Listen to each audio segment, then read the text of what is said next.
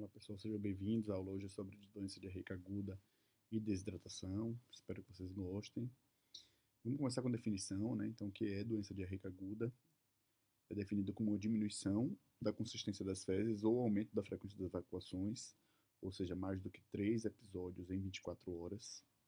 Uma coisa que a gente tem que lembrar quando a gente fala de doença diarreica aguda é que habitualmente ela dura menos do que 7 dias, mas toda doença diarreica aguda será considerada aquela que tem duração menor do que 14 dias. Tá? Uma coisa que a gente precisa saber em relação à pediatria é que às vezes as crianças vão fazer cocô, ou seja, vão evacuar mais do que 3 vezes ao dia, e isso é normal. Por exemplo, criança de 0 a 6 meses em aleitamento materno exclusivo, elas podem evacuar desculpe, até 12 vezes ao dia, né, quando elas estão em aleitamento materno exclusivo, se esse for o padrão habitual da criança, e ao mesmo tempo aquelas que estão em fórmula infantil podem evacuar de 1 a 7 vezes ao dia. Tá? E elas também podem ficar até em leite materno exclusivo até 7, 10 dias sem evacuar. Então a gente precisa entender esse hábito evacuatório para poder entender quando é que a gente vai classificar como mais do que 3 episódios. Tá? Entre 6 meses e 1 ano, a maioria das crianças vão ter de 2 a 3 episódios de evacuação por dia. E acima de 1 ano, aí sim começa a valer aquela história de mais de 3 episódios de evacuação por dia. Porque aí a criança habitualmente faz menos do que 3 evacuações por dia. Em relação à duração da diarreia, a gente acaba classificando as diarreias com duração menor do que 14 dias em aguda, entre 2 semanas e 1 mês em persistente e em mais do que 30 dias como diarreia crônica. Por que a gente divide isso? Porque as etiologias tendem a ser um pouco diferentes.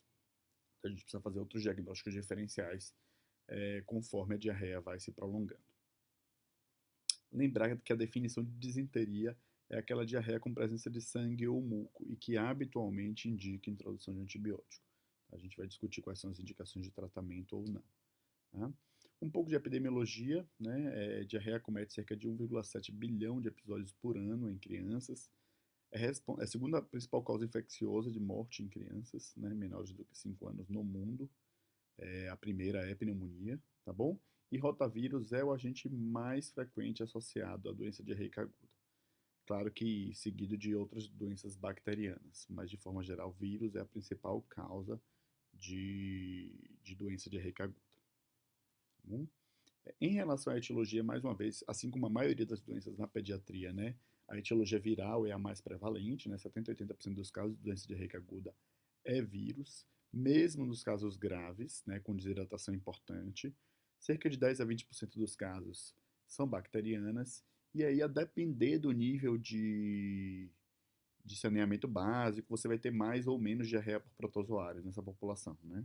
Protozoários atualmente respondem por menos de 10% das causas e etiologias de doenças diarreica aguda. Elas habitualmente são infecciosas, então são gastroenterites infecciosas, que a gente vai dividir entre vírus e bactérias. Os vírus mais comuns, então a gente já falou que o rotavírus é o principal agente etiológico, inclusive a gente tem vacina para ele, seguido do norovírus, astrovírus e adenovírus, e aí vai depender da região que a gente está e do período sazonal que esses vírus acometem essa população. Tá? Em relação às bactérias, a gente precisa lembrar da diarreia por Salmonella e Shigella, da diarreia por diversos tipos de E. coli, né? Estáfilo é capaz de produzir doença diarreica aguda por enterotoxinas, né? Vibrio cólera, Clostridium difficile, Campylobacter, Yersinia, então são outras causas de doenças bacterianas que causam doença diarreica aguda. Em relação aos protozoários, a gente tem que lembrar bem quem causa diarreia persistente, que é a Giardia lamblia. O criptosporo e o isosporo causam apenas doenças imunodeprimidas, então habitualmente a gente não vai ver como causa de doença em paciente ígido, tá bom? Em relação aos parasitas, aí sim, o ciclosporo e a entamoeba estão associados sim à doença diarreica aguda. Tá? Quais são então os fatores de risco que estão associados à doença diarreica moderada, grave ou persistente? Quanto menor for a criança, maior o risco dela. Então, idade menor do que 6 meses é um fator de risco.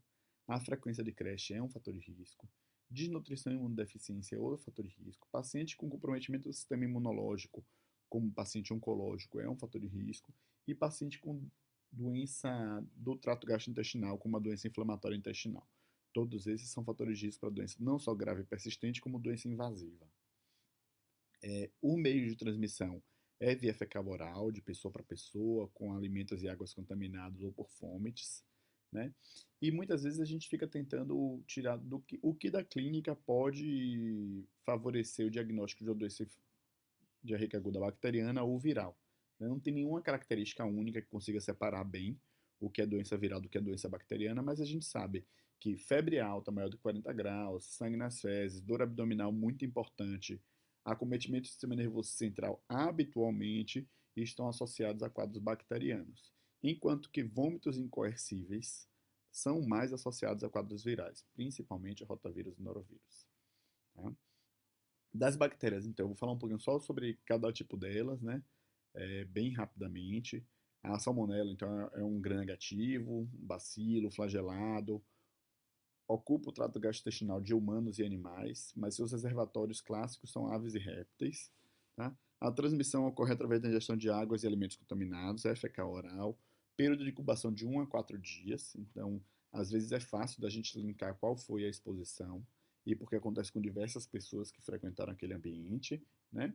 E a patogênese é a invasão da mucosa ileocecal com inflamação local, fazendo disenteria nesses pacientes, tá? Shigella é importante a gente conhecer também, é outra bactéria gram-negativa, anaeróbica facultativa, tem vários grupos, né, de A a D, tá bom? A transmissão também ocorre por injeção de água e alimentos contaminados, é fecal oral também, né? A incubação gira em torno de 3 dias após o contato, né? E a patogênese também é a invasão da mucosa intestinal com inflamação e morte local. A clínica, classicamente, é dor abdominal, disenteria e febre. Nas E. colis, a gente tem vários tipos de E. coli. Aqui eu paro um pouquinho para poder falar de alguns subtipos específicos. Por exemplo, a primeira delas é a E. coli enterhemorrágica, que vai fazer colite hemorrágica, vai fazer sangramento nas fezes, que está associada a SHU, que é a síndrome hemolítica urêmica. No entanto, habitualmente, essa cepa não se beneficia do uso de antibiótico, apesar de fazer colite hemorrágica. Isso é importante da gente saber. Outros tipos de E. coli, como a enteropatogênica, né, faz muito diarreia crônica e aguda também, né? Enterotoxigênica, enteroinvasiva, enteragregativa, todos esses são tipos de E. coli que causam cepas de E. coli diferentes que vão causar doenças de forma diferente para a gente, tá?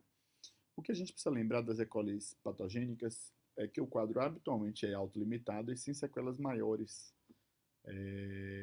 dos casos. Uma cepa específica, uma cepa de E. coli enterhemorrágica que a gente chama de O157H7, adora cair nas provas de residência, nas provas de internato, né? Porque ela está muito associada à síndrome hemolítica urêmica. Tá bom? Isso é uma coisa que a gente precisa lembrar. A síndrome hemolítica urêmica é aquele quadro pós-diarreico que vai apresentar com anemia, hemólise do tipo microangiopática, com plaquetopenia e uma disfunção renal, né? Então, uma uremia. Isso vai se desenvolver em cerca de 5 a 8% dos casos pós-diarreia por E. coli hemorrágica. A antibiótico terapia, nesses casos, infelizmente, não tem comprovado benefício e talvez possa aumentar o risco da gente ter síndrome hemolítica urêmica ou megacolon tóxico. Então, só cuidado com isso. Quando a cepa for essa, aparentemente, o antibiótico não traz nenhum benefício. Tá? Em relação aos vírus, claro que o principal é o rotavírus. Na verdade, ela é uma família de vírus, né, com RNA fita dupla. Tem 7 grupos antigênicos de A a Z e mais de 15 sorotipos. Então, são diversos vírus que a gente vai ter circulando. Né? É a doença mais comum nos meses de mais frios e secos. O sintoma mais frequente é vômito, diarreia e desidratação. Tá? Habitualmente dá muito vômito o rotavírus. A duração dos sintomas gira em torno de 5 a 7 dias e indivíduos imunocomprometidos, ou seja, oncológicos e uso de imunossupressores, com algum erro inato das células de defesa, enfim, eles podem fazer infecção sistêmica grave pelo rotavírus e não só localizada no trato gastrointestinal. A gente tem 2 vacinas aí no mercado, no Brasil, né? A monovalente, que é a Rotarix, que é adotada pelo Sistema Único de Saúde, são 2 doses, aos 2 e aos 4 meses. Lembrar que a gente tem idade mínima e idade máxima para poder tomar as doses, né? E fora desse período a gente não faz essas doses, tá bom? E tem a Rotatec, que tem com 3 doses, tem o maior número de cepas envolvidas. No entanto, não existe comprovação de que uma seja melhor do que a outra. Então, eu sempre recomendo a vacinação no público. Intercambialidade, ou seja, você começar a vacina com uma e terminar com outra não é recomendado. Você deve terminar a vacinação com a vacina que você começou, tá bom? E lembrar, uma especificidade dessa vacina é que, além da idade, que uma vez passada a idade a gente não repete essa vacina, a gente também não repete caso a criança regurgite. Então, caso a criança vomite, cuspa, a gente não vai repetir essa dose. Em relação a essas vacinas, então, para pré-termos, é o mesmo calendário vacinal. A primeira dose a gente faz após a alta do berçário, né? Uma precaução que a gente tem que ter em relação à imunodeficiência, gastroenterites moderados a graves, doença crônica intestinal, tá bom? E lembrar de contraindicações como o SCID, que é uma imunodeficiência severa combinada, né, o grave combinada, e a intussuscepção intestinal. São contraindicações formais ao uso dessa vacina. Existem diversos trabalhos que mostram que a vacina ela protege e diminui episódios de doença diarreica. Um estudo, inclusive, da USP de São Paulo, mostrando que o número de internações por desidratação associada a rotavírus diminuiu significativamente após a adoção da vacina. Então, a vacina que funciona e que deve ser tomada pelas nossas crianças. Tá? O que é importante, então, a gente saber quando a gente avalia esses pacientes com doença diarreica aguda? Algumas coisas são importantes de serem questionadas na sua anamnese e serem notadas no exame físico. A duração do quadro, o número de evacuações, se tem vômitos ou não associados, o que, quando a gente tem vômito associado à doença diarreica aguda, isso piora o prognóstico, aumenta a chance dessa criança desidratar, né? A presença de sangue ou muco nas fezes, se tem outros sintomas associados, como febre, dor abdominal, o estado geral da criança, como é que ela se encontra, quando foi o último episódio de diurese para saber se essa criança está hidratada, se tem perfusão renal, se a ingestão alimentar ocorreu de forma adequada ou não, se essa criança consegue ingerir líquidos, né? E qual o hábito alimentar e se a gente precisa atuar em alguma mudança nesse hábito alimentar se ele não for adequado. Outras coisas importantes, então, a se notar é a idade, a frequência da creche, se o paciente foi hospitalizado ou não, tudo isso vai dizer para a gente se a gente precisa usar antibiótico ou não, que antibiótico de escolha vai ser, qual patógeno a gente está pensando, né? Se esse paciente recebeu ou não antimicrobiano recentemente, se é um paciente imunossuprimido, se tem história de viagem recente, se tem contactantes que também estão com diarreia. Tudo isso faz a gente pensar na etiologia que pode estar gerando esse surto de diarreia aí naquela comunidade. Questões importantes do exame físico, principalmente estado geral, nível de consciência e dados vitais, tá? Para avaliar a desidratação. O estado de desidratação é a parte mais importante do exame físico da doença diarreica aguda. Grande parte do que guia a nossa terapêutica não é o patógeno em si, mas sim o estado de hidratação do nosso paciente. Lembrar de olhar fontanelas, olhar os olhos, bocas e mucosas, diurese se é presente ou não, pulso, pele, enchimento capilar. E existem diversas escalas de desidratação. De forma geral, a gente deve sempre pesar o paciente para avaliar o status nutricional desse paciente e também estimar a perda de peso, né? Se esse paciente perdeu menos de 5% do peso, entre 5 e 10 e mais do que 10% do peso. Né? Em relação à investigação laboratorial, como a maioria das gastroenterites agudas, elas são benignas e autolimitadas, mesmo quando infecciosas e bacterianas, a gente acaba não indicando coleta de exames para doenças diarreicas agudas sem características invasivas. Para quem é que a gente vai pedir? A gente vai pedir para aquele paciente que tem uma doença de base, por exemplo, oncológicos, imunodeprimidos, que tem doença inflamatória intestinal concomitante, né? Aqueles em que há sintomas prolongados, ou seja, que duram mais do que 14 dias, ou naqueles em que o episódio é caracterizado como episódio grave, com toxemia ou disenteria desse paciente. Caso contrário, você não vai coletar nenhum exame desses pacientes. Se seu hospital é um hospital sentinela, ou seja, que serve como monitorização da comunidade, do que circula, talvez a indicação de exame sirva para isso. Né? Mas na prática clínica, você não precisa, na maioria das vezes, coletar exame da doença diarreica aguda. O que a gente então não recomenda na doença diarreica aguda? A gente não recomenda a coleta de hemograma. Habitualmente o hemograma vem muito alterado e você tende a prescrever antibióticos sem necessidade para a doença diarreica aguda, o que por vezes piora o prognóstico, porque arrasta ainda mais. O paciente faz diarreia por antibiótico, né? Então não precisa dar antibiótico para a doença diarreica aguda não complicada, tá? Nem marcadores de inflamação. Então os marcadores não são capazes de diferenciar bem infecção bacteriana de infecção viral. Tem alguns trabalhos que mostram que a sensibilidade do PCR, quando muito elevado, ou da procalcitonina, é um pouco melhor, né, para diferenciar doenças bacterianas de doenças virais. No entanto, nem toda doença bacteriana tem indicação de tratar. Tá? E a coleta de fezes, mais uma vez, a coprocultura, a pesquisa de antígeno só é recomendada nos casos de gravidade, né, de forma geral. Como é que a gente vai, então, tratar a doença diarreica aguda? O tratamento ela é baseado todo no Ministério da Saúde, né, nas recomendações da OMS e na classificação desse paciente em hidratado, desidratado de algum grau e desidratado grave. Tá? E com isso a gente vai dividir o paciente em A, B ou C. O paciente do plano A é um paciente que não tem sinais de desidratação, ou seja, ele está bem alerta, os olhos deles não estão fundos, estão normais, tem lágrima presente caso esse paciente esteja chorando, a boca e a língua estão úmidas e brilhantes, essas mucosas, e o paciente bebe água ou bebe soro de reidratação oral normalmente, sem avidez, ao ser oferecido. Ao exame, então, o sinal da prega ele está normal nesse paciente, ele desaparece com facilidade, o pulso é cheio e o enchimento capilar é de até 3 segundos. Se todas essas questões as respostas forem adequadas, esse paciente é considerado não desidratado e por isso o tratamento é o plano A. E a gente vai discutir mais tarde que é um tratamento domiciliar, que visa evitar a desidratação desse paciente. Caso esses exames físicos e sinais venham alterados, né, isso vai sugerir alguma alteração de desidratação, que pode ser classificado tanto quanto o plano B, no paciente grave, no paciente desidratado de algum grau e que necessita de tratamento de reidratação oral na unidade de saúde antes da alta, ou no plano C, no paciente desidratado grave, né, que vai exigir terapia de reidratação venosa, ou seja, parenteral, tá bom? Então é importante gravar esse quadrinho aqui, que ele sempre cai em prova de residência. Tá? O plano A de tratamento da doença diarreica aguda primeira coisa que a gente precisa entender é que é um paciente com doença diarreica aguda sem desidratação. Então, naqueles sinais lá ele não tem desidratação e por isso o local de tratamento será o domicílio do paciente. O paciente vai para casa com orientações. Orientações de quê?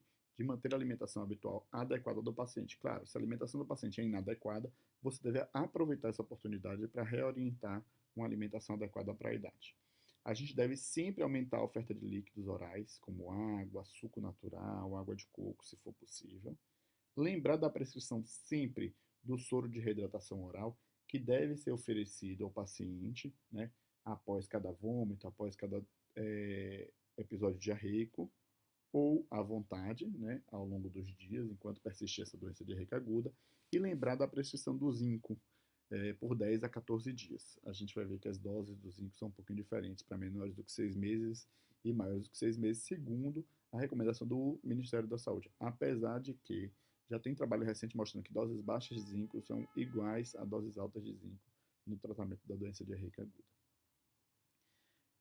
Em relação ao plano A, então, lembrar dos sinais de alerta que devem sempre ser orientados à família, como piora da diarreia, vômitos persistentes, sede excessiva, recusa alimentar, aparecimento de sangue nas fezes, febre ou diminuição da diurese. Tudo isso são motivos que levam o paciente a retornar à unidade de saúde para ser reavaliado. Tá? Quanto à de soro que a gente vai administrar, nos menores do que 1 ano, a recomendação é de 50 a 100 ml por vez. Entre 1 e 10 anos, 100 a 200. Habitualmente a gente oferece 200, que é um copo, né? E acima de 10 anos, a quantidade que o paciente aceitar. Então pode oferecendo repetidamente. Maneiras boas de oferecer esse líquido é fracionado, então aos poucos. Quando você oferece de uma vez só, a chance do paciente vomitar é maior. A bebida gelada, ela tem maior tolerabilidade. O soro de reidratação oral com sabor habitualmente faz com que o paciente aceite com melhor facilidade. Tá? Em relação ao plano B, que é aquele paciente que já tem alguns sinais de desidratação, lembrar que o local de reidratação dele é a unidade de saúde. O paciente o médico deve, na verdade, suspender qualquer alimento, exceto leite materno, para o paciente estar desidratado, e iniciar a reidratação oral com soro de reidratação oral. A dose recomendada é de 50 a 100 ml por quilo, distribuídas nas próximas 4 a 6 horas para esse paciente. Uma dica que eu dou é que esse 50 a 100 ml por quilo dá cerca de 10 a 20 ml por quilo por hora, né, que é um número meio cabalístico de expansões, de reidratação em pediatria. Então grave esse número também. Tá? Alíquotas pequenas devem ser ofertadas via colher ou copo, porque isso evita distensão abdominal, evita vômito, tá? E lembrar sempre de iniciar o zinco, assim como no plano A. Caso o paciente melhore do quadro de desidratação ao longo da reavaliação, iniciar a alimentação ainda na unidade de saúde e alta conforme o plano A. Então, o paciente melhorou, ele tem condições de ter alta, vai ter alta com plano A para casa. Que era aquela mesma questão, orientar sinais de alerta, né, prescrever o zinco e prescrever o soro de reidratação oral. Tá? Caso o paciente persista com desidratação, né, aí sim, e sem aceitação oral, né, a gente indica a gastróclise, que é a passagem de sonda nasogástrica para infusão contínua do soro de reidratação oral. Caso o paciente não tenha melhora após gastróclise, aí sim o paciente é considerado com desidratação grave ou com falha terapêutica de plano B, e aí você indica a hidratação venosa deste paciente.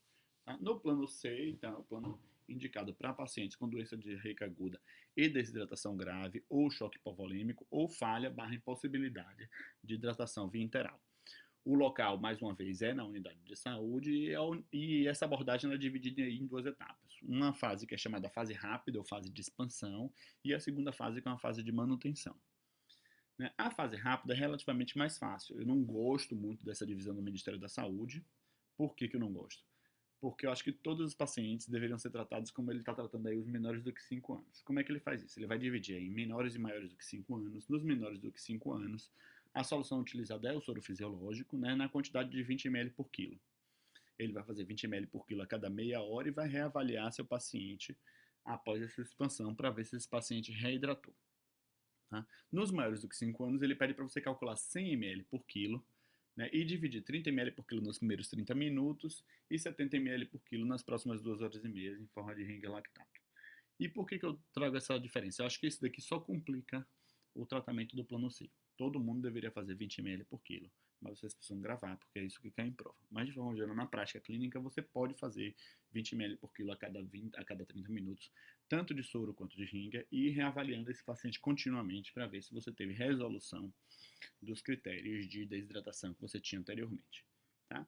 Uma vez que o seu paciente está reidratado, você fez a expansão volêmica dele, então você normalizou o pulso, normalizou a perfusão de forma geral, você pode calcular a manutenção desse paciente com reposição das perdas a longo prazo. Né? Como é que a gente vai fazer o cálculo desse soro? Esse soro, primeiro, o soro de manutenção é dado numa oferta de 100%. 100% do quê? 100% do peso calórico. Né? Então você vai precisar saber a relação entre ml de necessidade hídrica em 24 horas para peso do paciente. Né? E essa solução é feita com a solução 4:1, 4 de soro glicosado para 1 de soro fisiológico, ou seja, é uma solução hipotônica. Adicionada essa solução, que tem uma oferta de 100%, a gente vai adicionar mais 50 ml por quilo por dia de solução glicofisiológica 1:1, com potássio, 1 ml para cada 100 ml desta solução glicofisiológica. Por que faz isso? Então, você mantém uma reposição e adiciona essa necessidade hídrica do paciente total em 50 ml por quilo por dia, fazendo com que esse paciente vá reidratar e evitar que as perdas que ele está tendo, né, por diarreia, evitem a desidratação desse paciente. Lembrar de sempre reavaliar continuamente seu paciente. Né? Quando o paciente tiver sede, aí a gente, ou vontade de comer, a gente já pode liberar os líquidos orais, né? Para esse paciente, ele parou de vomitar, já está sentindo sede, pode iniciar o soro de reidratação oral. Assim que o soro de reidratação oral é tolerado, ou seja, o paciente consegue tomar, a gente vai diminuindo o suporte de venóclise, né, aos poucos, até que o paciente consiga ficar só no soro de reidratação oral. Lembrar de que, uma vez o paciente completamente reidratado e tomando o soro de reidratação oral, observar o paciente por pelo menos 6 horas após essa reidratação, somente com soro de reidratação oral, para ver se o paciente vai desidratar ou não. O paciente conseguiu se manter hidratado apenas com soro de reidratação oral, ele tem condições de alta para casa com orientação do plano A. Tá bom? Então a gente volta para as mesmas orientações. Existem outras maneiras da gente trabalhar, né? A maneira que eu mais gosto é a maneira recomendada pelo Espigan, né? Que é essa daqui de baixo, que se o paciente estiver chocado, ou seja, pulso, perfusão inadequada, nível de consciência inadequado, ausência de diurese, você vai lançar mão de 20 ml por quilo de soro fisiológico ou Ringer lactato em 20 minutos. Você pode expandir até 2 vezes, né? Se desidratação grave, a gente vai fazer de 10 a 20 ml por quilo de soro fisiológico por hora, né? Então, lembrando daquela formulinha que eu falei que serve tanto para o oral quanto aqui para o venoso, né? 10 a 20 ml por quilo por hora nas próximas 2 a 4 horas. E após a reparação, usar um soro de manutenção com concentração de sódio de pelo menos 77 mEq por litro para prevenção de hiponatremia, ou seja, uma solução que não é tão hipotônica quanto aquela solução 1:4 ou 4:1, tá bom? E aí, habitualmente, eu calculo essa solução numa taxa hídrica aí de 120 a 150%, né? E vou diminuindo essa necessidade assim que os pacientes vão diminuindo as perdas, então diminui os vômitos, diminui as diarreias, né? E aumentam a aceitação oral, até que eu consigo tirar essa solução que está ocorrendo nesse paciente. Tá? Em relação aos soros de reidratação oral, só lembrar que eles foram desenvolvidos lá na década de 70, 80, né? Um soro que continha sódio, glicose e água. E o primeiro soro, ele era um soro bem hiperosmolar, ele tinha uma osmolaridade de 311 com sódio de 90 mEq por litro. Eles foram assim elaborados na época que a gente tinha epidemia por diarreia por cólera, que é a diarreia que faz a gente perder mais sódio nas fezes, por grama de fezes. Por que isso é importante? Porque com o tempo a doença diarreica por cólera se tornou pouquíssimo prevalente. A gente não tem diarreia colérica no nosso país. Isso faz com que as, os componentes do soro tenham mudado ao longo do tempo, né, para uma doença diarreica mais viral / bacteriana, onde você perde muito menos eletrólito. Então, a recomendação atual é que a osmolaridade desse soro de reidratação não seja mais de 311, mas gire em torno de 225 a 260, né? O atual soro da OMS tem 245, né? E que ele tenha menos concentração de sódio e de glicose. Isso já é esperado, tá? Por que esse soro de reidratação com menor osmolaridade é melhor? Porque ele produz um maior poder de hidratação desses pacientes que têm menos perda de sódio, tem menos falha terapêutica, né? A palatabilidade é maior também, e menor necessidade de terapia venosa quando a gente usa esses soros de reidratação, em comparação com os soros de reidratação antigos, logo lá no início de 1975. Tá? E o soro caseiro, que todo mundo escuta falar. O soro caseiro hoje, com o serviço de saúde que o Brasil consegue oferecer, com as unidades básicas de saúde, ele não deve mais ser utilizado. Por que ele não deve ser utilizado? Porque na preparação dele a gente vê uma inconsistência muito grande, mesmo no agente de saúde, o próprio agente de saúde preparando o soro de reidratação oral e caseiro, né? A gente acaba vendo que existe muita variabilidade. Isso são trabalhos brasileiros. É claro, na ausência do sachê pronto, só para diluir, a gente deve lançar a mão do soro o soro caseiro, mas não é a primeira escolha, de jeito nenhum. Tá? Como é que a gente vai tratar então essa doença de diarreia aguda? Lembrar sempre do tratamento inespecífico, né? O paciente deve ter uma dieta adequada para a idade. Quando for necessário pausar a alimentação para a expansão, lembrar que todo paciente desidratado a gente vai pausar a alimentação, exceto o seio materno, tá? Assim que o paciente reidratar, ele deve ter retorno à alimentação habitual. Lembrar das reposições, né, as diferenças das reposições entre oral, sonda nasogástrica, endovenosa, as recomendações das soluções que a gente vai utilizar para reposição oral, e lembrar que soluções geladas, então soro de reidratação oral gelado tem maior tolerância, tá? E lembrar também dos critérios de internação. De forma geral, existem recomendações de isolamento higiênico que são importantes, né, como higiene das mãos, equipamentos de proteção individual e de barreiras, luvas, jalecos devem ser descartáveis quando a gente avalia esses pacientes, cuidado no manuseio das roupas, dos lençóis e das secreções desses indivíduos. Se possível, esse paciente deve ficar em quarto privativo. Se não for possível, em quarto de coorte, ou seja, internado com outras crianças com doença diarreica aguda, né? A redução da ingesta de lactose, de forma geral, apesar da gente saber que diminui um pouco a diarreia, ela não é recomendada pelo risco de aumentar a desnutrição dos pacientes, tá? A gente, às vezes, lança a mão da redução da ingesta de lactose quando o paciente tem doença diarreica prolongada, então a gente pode lançar a mão, mas, de forma geral, você não deve fazer exclusão de lactose da dieta por causa de uma doença diarreica aguda. Tá? Antidiarreicos são proscritos na pediatria, então loperamida não é indicado, ele aumenta risco de megacólon tóxico, aumenta risco de CHU, aumenta risco de doença inflamatória prolongada por doença diarreica aguda bacteriana invasiva, então não é para ser prescrito. No entanto, a gente tem uma droga antissecretória que diminui muito o volume das fezes. O nome dela é racecadotril, o nome é Stiorfan comercial, né? A dose indicada é de 1,5 mg por quilo por dose, em até 3 vezes ao dia. A gente vai ter sachê de 30 mg, sachê de 10 mg e comprimido de 100 mg para o adulto. Existem trabalhos que mostram que ele sim dá alteração na frequência da diarreia, ou seja, diminui a frequência da diarreia, no entanto, não muda eventos graves, então não muda risco de desidratação, nada disso. Tá? Então é mais um conforto para a criança. A gente não prescreve porque é uma droga que não está disponível no SUS, é cara, mas do ponto de vista privado você pode prescrever e eu gosto bastante de prescrever. Em relação ao antiemético, a gente, dos antieméticos melhores para a pediatria de longe é a ondansetron. Quando a gente compara o número de vômitos pós-administração de ondansetron, bromoprida ou metaclopramida, a gente vê que a ondansetron é o melhor antiemético que a gente vai ter. A dose indicada é de 0,1 a 0,2 mg por quilo por dose, a cada 8 ou 12 horas. Então, se for 0,1, pode ser até de 8 em 8 horas, e se for 0,2 mg por quilo por dose, até de 12 em 12 horas. Tá bom? Um cuidado que a gente precisa ter são as contraindicações, como aumento do intervalo QT, arritmias, né? Então, são contraindicações ao uso da ondansetrona. Em relação ao zinco, lembrar que ele é um cofator e de diversos sistemas enzimáticos, incluindo atuando na reparação dos epitélios, né? Ele bloqueia, tem um efeito bloqueador na secreção de toxina por cólera e por E. coli, né? E tem um efeito inibidor direto sobre E. coli heteropatogênicas, né? E é por isso que a OMS recomenda ele, tá? Existem alguns trabalhos, esses trabalhos foram realizados aí principalmente em população pobre, né? No mundo subdesenvolvido, né? E aí o que a gente acaba tendo desses resultados? Eles mostraram redução da duração da diarreia e da frequência da diarreia e reduzindo a chance de um segundo episódio diarreico quando o paciente utilizou zinco. Uma crítica a isso é que isso foi feito em comunidades muito pobres, né? Inicialmente esses trabalhos, né? Principalmente em crianças desnutridas. Quanto mais desnutrida fosse a criança, maior o benefício que ela tinha da reposição de zinco, né? A recomendação da reposição de zinco, então, atualmente ainda é 20 miligramas para crianças maiores do que 6 meses, por 10 a 14 dias, e 10 miligramas por dia para lactentes com menos de 6 meses. Tá? A preparação que a gente tem desde tablet, então às vezes, ou tablet, né? Até solução oral. Como no posto de saúde é difícil achar, eu acabo prescrevendo quando a família tem condição de comprar, né? A solução oral de zinco de 4 miligramas por ml, ela vai custar aí por volta de R$ 30.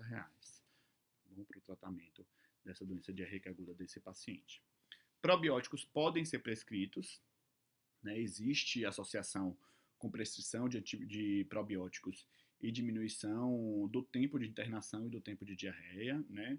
Principalmente para lactobacillus raminosos, LGG e S. boulardii, tá bom? A recomendação da Sociedade Europeia é o S. boulardii, que é o floratio, por 5 a 7 dias, que podem ser prescritos. Tá? Em relação ao tratamento empírico com antibióticos, eles não são recomendados. As únicas indicações são em pacientes imunocomprometidos ou com sinais de alerta, ou seja, com disenteria, e lembrar de coletar coprocultura antes da introdução do antibiótico para que a gente saiba quem é aquele patógeno que está causando doença invasiva. Tá? Existem diversas drogas que podem ser recomendadas. De forma geral, a gente sempre deve indicar antibiótico quando a gente sabe que a diarreia é por Shigella, por E. coli enterotoxigênica, que a gente chama de ETEC, por Vibrio cholera ou por Clostridium difficile. Clostridium depois a gente vai discutir, tem indicações ou não de tratamento, principalmente. Se for intra-hospitalar, habitualmente a gente trata. Se for intra-hospitalar e leve, a gente pode só suspender a medicação que desencadeou e manter monitorização, né?